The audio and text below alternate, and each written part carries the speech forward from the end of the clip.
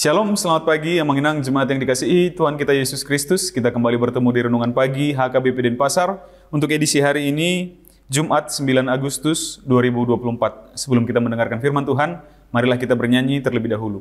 Kita bernyanyi.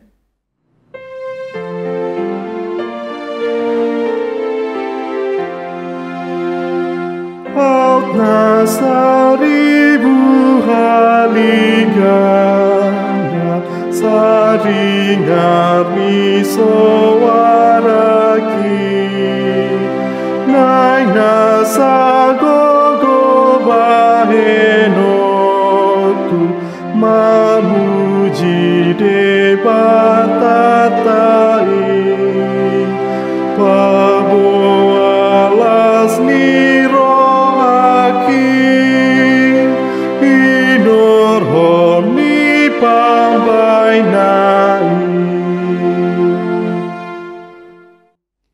Anugerah dan damai sejahtera dari Allah Bapa dan dari anaknya Tuhan Yesus Kristus kiranya menyertai kamu sekalian.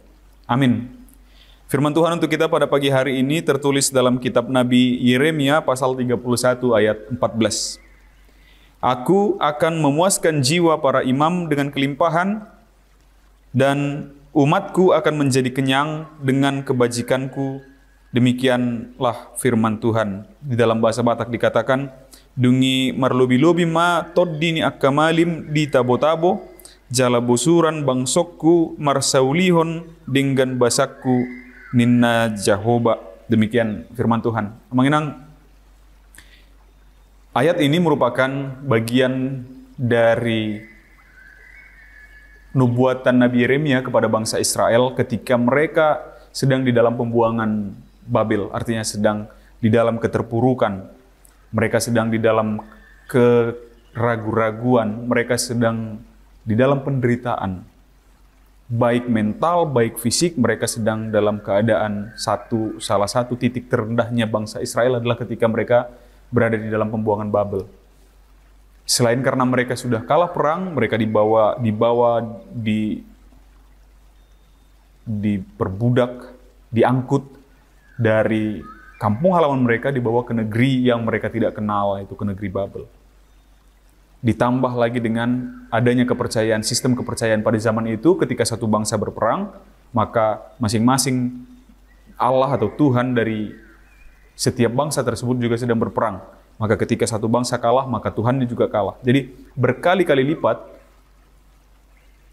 kekalahan bangsa Israel menurut perasaan mereka.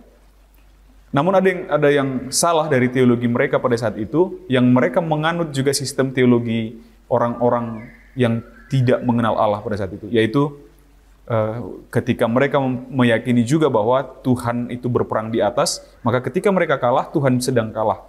Itu kesalahan sistem teologi bangsa Israel pada saat itu. Maka Allah mengingatkan mereka, aku tidak lelah, aku tidak tidur, aku tidak kalah. Maka kekalahan bangsa Israel tidak menentukan juga kekalahan Tuhan begitu. Kekalahan bangsa Israel tidak menentukan keadaan Allah begitu kira-kira. Jadi disampaikan oleh Tuhanlah bahwa Dia mampu dan sanggup, bahwa Tuhan mampu dan sanggup untuk memulihkan bangsa Israel. Dan inilah yang akan dilakukan oleh Tuhan kepada bangsa Israel pada janji pemulihannya. Maka mereka akan diberikan perjanjian yang baru, akan diberikan kelebihan-kelebihan seperti ini. Bangsa Israel dalam keadaan keterpurukannya pun masih Tuhan bisa pulihkan. Tuhan sanggup dan Tuhan mampu untuk pulihkan mereka. Tuhan tidak kalah, Tuhan tidak lelah, Tuhan tidak tertidur. Dia bahkan yang mengatasi segala Allah begitu kira-kira. Jadi Tuhan tidak kalah dengan Allahnya Babel.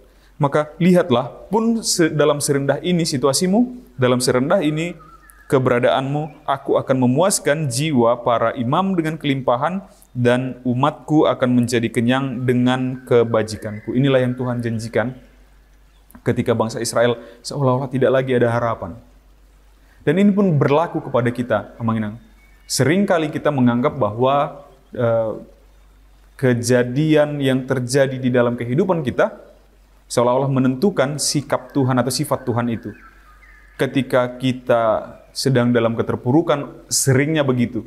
sering dalam keterpurukan, dalam permasalahan, dalam titik terendah kita, kita menganggap bahwa Tuhan tidak baik atau Tuhan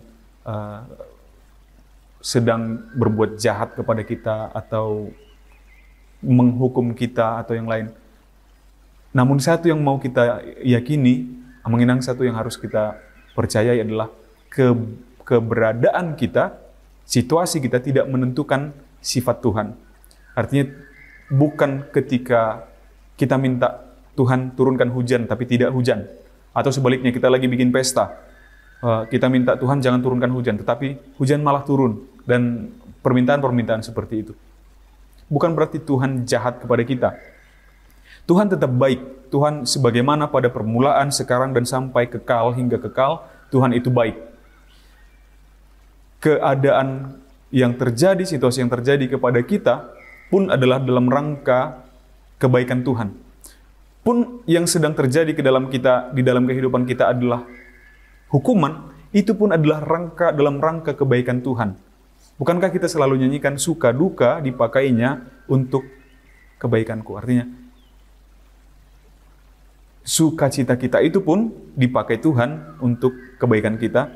Dan ketika muncul duka cita pun, entah itu penderitaan, itu persoalan, entah itu permasalahan, entah itu pun doa yang tak kunjung dikabulkan, itu pun adalah dalam rangka kebaikan Tuhan di dalam kehidupan kita. Dan ingatlah, di dalam setiap keadaan paling terpuruk pun, di dalam kehidupan kita seolah-olah tidak ada lagi jalan keluar di depan, hanya Tuhanlah yang menjadi jalan keluar dalam kehidupan kita.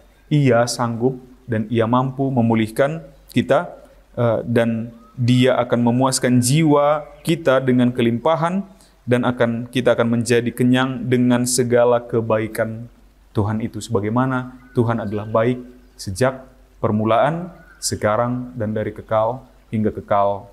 Amin. Kita bersatu dalam doa. Terpujilah Engkau ya Allah Bapa kami atas segala anugerah-Mu yang melimpah di dalam kehidupan kami hingga pada saat hari ini. Terima kasih atas firman-Mu yang mengingatkan kami kembali bahwa Engkau ya Bapa sanggup untuk memulihkan kami dari segala keterpurukan kami, dari segala kelemahan kami, dari segala persoalan yang terjadi di dalam kehidupan kami. Ajari, kuatkan kami ya Bapa melalui Roh Kudus-Mu, agar kami diberikan kebijaksanaan untuk mengenal setiap rancangan yang baik yang Tuhan rancangkan di dalam kehidupan kami. Berkati segala aktivitas kami sepanjang hari ini Bapa, biarlah berjalan dengan baik penuh sukacita, nama-Mu dipermuliakan oleh setiap aktivitas kami. Di dalam nama Anakku Tuhan Yesus Kristus kami berdoa dan mengucap syukur. Amin. Demikian renungan pagi kita untuk hari ini yang mengenang. Sampai jumpa di hari esok. Selamat beraktivitas. Tuhan memberkati. Horas.